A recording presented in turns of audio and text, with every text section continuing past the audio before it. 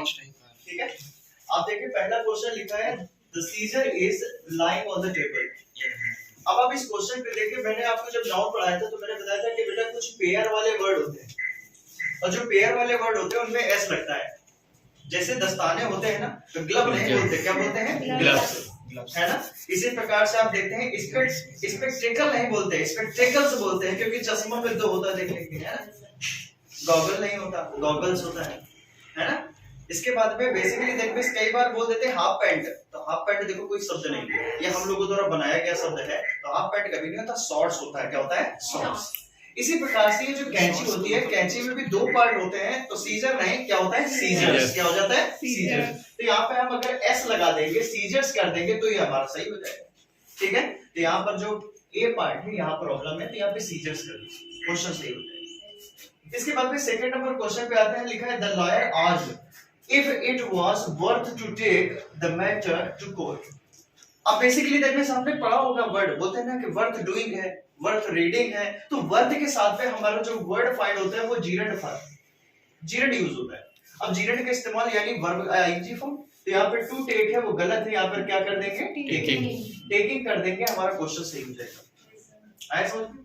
ठीक है, नेक्स्ट अगले क्वेश्चन पे आते हैं, लिखा है I hope to go to shopping this weekend if the weather permits.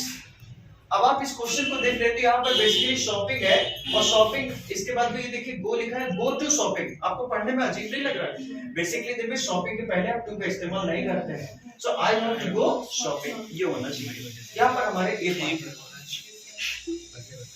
इसके बाद भी नेक्स्ट फोर्थ नंबर क्वेश्चन पे आते हैं। फोर्थ नंबर क्वेश्चन पे लिखा है we are going to launch this 3 crore project. यही प्रॉब्लम है।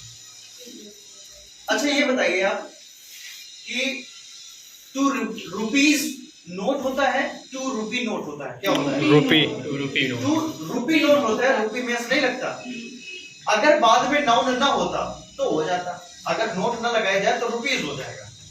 और जब डेफिनेट नंबर होते हैं तो बेसिकली एस का प्रयोग नहीं होता है। तो आप देखिए यहाँ पर देखिए 3 लिखा है, करोड़ लिखा है, और ये देखिए नाउन भी दे दिया गया प्रोजेक्ट। तो यहाँ पर करोड़ नहीं होगा, करोड़ होगा, तो यहाँ पे जो एस है उसको हटा दीजिए, ये हो जाएगा आया समझ में? एस का प्रयोग नहीं होगा।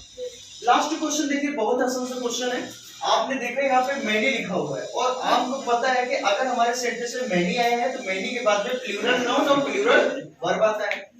और एक चीज ध्यान रखिएगा, इसको थोड़ा सा डाइवर्ट कर देता है, आपके दिमाग में प्रॉब्लम आ जाती है। तो आप देखिए अगर यहाँ पर अ ग्रेट मैनी कर दे या फिर अ गुड मैनी कर दे तो भी हमें डेविएट नहीं होना है, हमें वही कंडीशन फॉलो करनी है, प्लूरल नाउन प्लूरल वर्ब। लेकिन एक चीज ध्यान रखना कि अगर हमारा मैनी जो दिया है, मैनी के बाद में अगर आर्टिकल आया एन आ जाए तो फिर वहां पे सिंगुलर नाउन आ जाता है और सिंगुलर वर्ब आ जाती है। लेकिन यहाँ पर तो फिलहाल ऐसी कोई कंडीशन नहीं है, नॉर्मल से क्वेश्चन दिया है, यहाँ पर हमारा जो है स्टूडेंट में एस लगाने के क्वेश्चन से ये हमारे पास क्वेश्चन है, आगे होंगे। ठीक।